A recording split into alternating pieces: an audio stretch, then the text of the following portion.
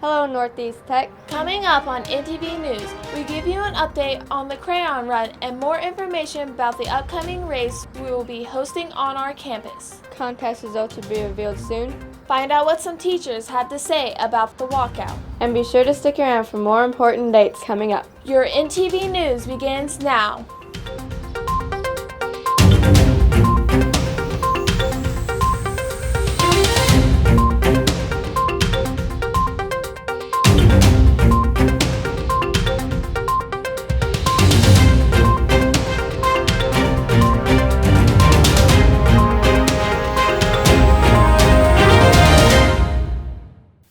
I'm Delia Bozard. And I'm Angel Gilpin. We have some exciting news in store for you.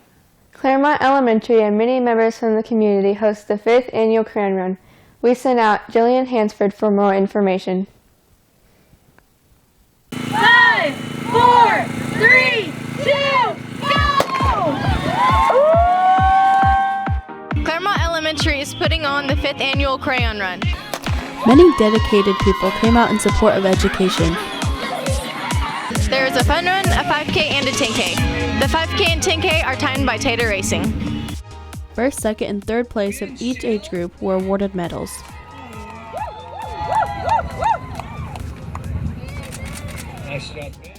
All proceeds from the run go towards Claremont Elementary.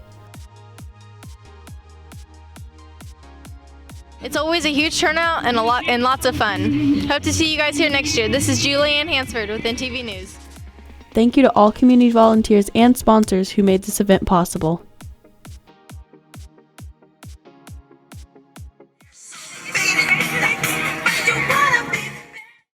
Thank you, Jillian. We hope everyone will be willing to participate in the Armed and Dangerous 5K run coming up on May 19th. Here is more information about the race and why it was started.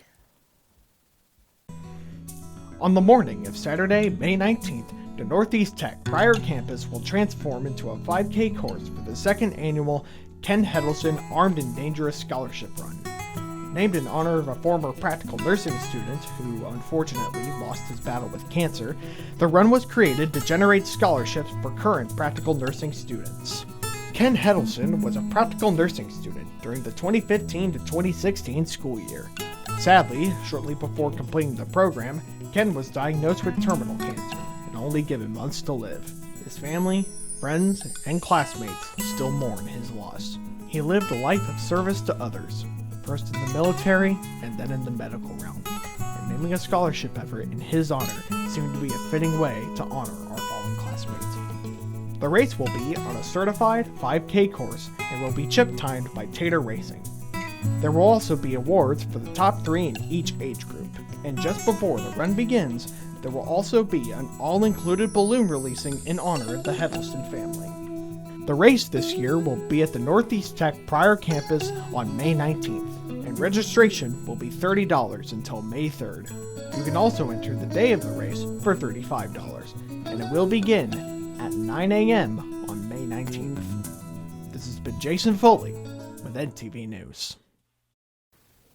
Make sure you go sign up online or you can register the day of the race. It will be a great event for a great cause. And now, we'll go to Caleb Ewart for an update on our students' state and national competitions. As the school year comes to a close, Northeast Tech students keep going. Many of our students have decided to showcase their talents in either BPA, Skills USA, and HOSA. Not only do these competitions represent what each organization can do, they also teach team building skills, leadership skills, and problem solving. If this sounds familiar, it's because this is a follow-up story from the February NTV News broadcast. As students here at Northeast Tech are preparing for their individual careers, they have also been competing in competitions that are within their career path. We would like to congratulate the following people who've placed in their division at state competition.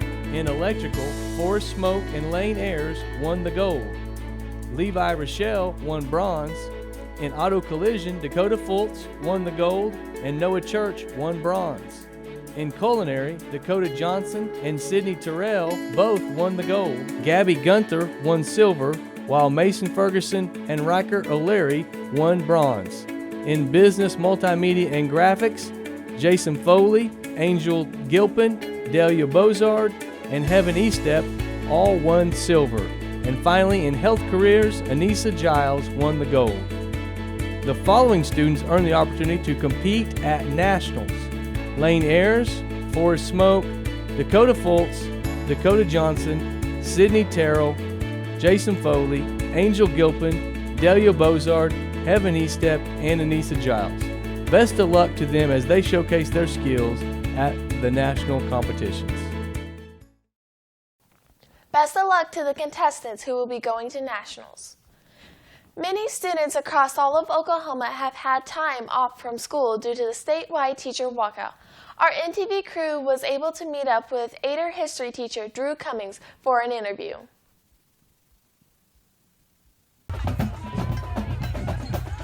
On April 2nd, teachers from across the state joined together to support funding for education. We sat down with Adair history teacher Drew Cummings to get his insight on the teacher walkout. The purpose of the teacher walkout was to demand and bring attention to the lack of committed education funding and the cuts that have taken place over the last 10 years or so from the state of Oklahoma and their state funding. On top of the teacher pay not being great, the inability or the unwillingness of the state to actually fund education the way it needs to be funded has started to cause significant problems. In other districts around us, but also here at ours, where class sizes are starting to get larger than they have been before. Materials aren't as up to date as they used to be, particularly for elementary teachers. I mean, if you go ask elementary teachers, they see the impact of budgets far more than high school teachers do. That's what made me want to start doing it, and when it happened, I was all on board. It's a great thing whenever teachers or any group of people unite in their common cause and try to enact some type of peaceful political change or bring attention to something. I feel like it was a positive impact in the long run. Teachers are more aware and engaged. They saw what was happening at the state legislature when they went for the first time. I mean, really, if you're not there and you don't see the sheer resistance from state legislators to talk to you, that I think motivated a lot more teachers to get involved in long-term change. The walkout lasted 9 days. It brought not only the teachers, but students, parents, and communities across the state together to support this cause. This has been Heaven Estep with NTV News. April 9th, we had a record-breaking crowd up at the Capitol of about 50,000 people who were supporting the schools. The Northeast Tech Fun Day is coming up on May 1st. Here is our very own Jason Foley with more details.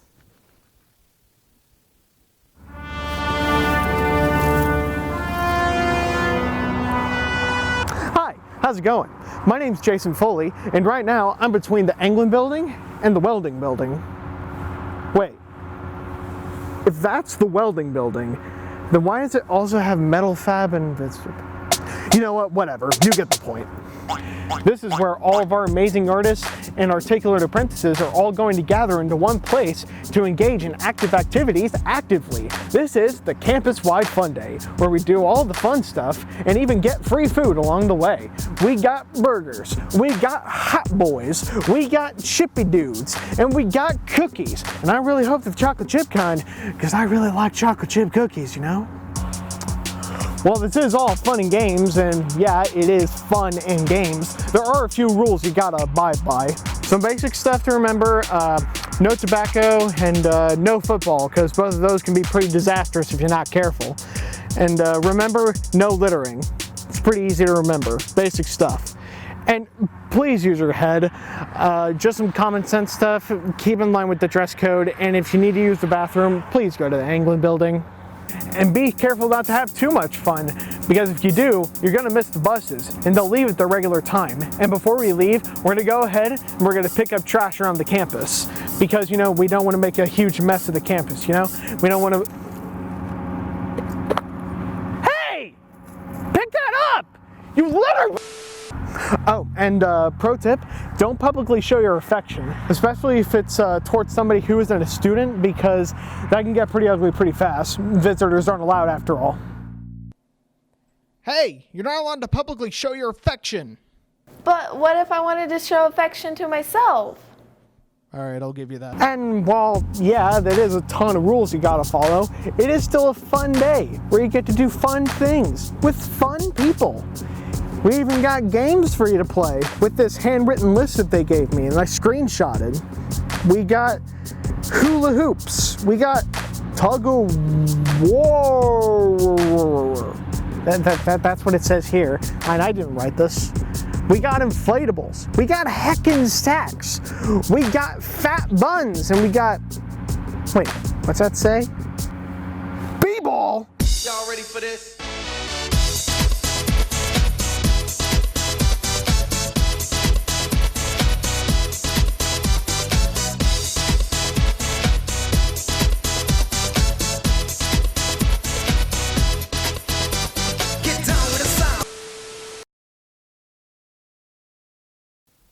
Thank you, Jason.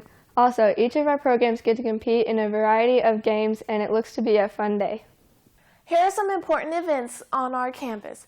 Third graders will be coming to the campus on May 11th, so let's make sure we put our best foot forward and welcome these young kids and give them a fun experience. For those of you who have completed your program, May 21st is the completion ceremony. It will begin at 9 o'clock a.m. and 1 o'clock p.m. Practice rehearsals will be held on May 18th. May 22nd is our last day of the school year, and thank you for watching our last news broadcast. Have a great rest of the school year and have a wonderful summer. We hope to see you next year. This has been Delia Bozard and Angel Gilpin with your NTV News, signing off.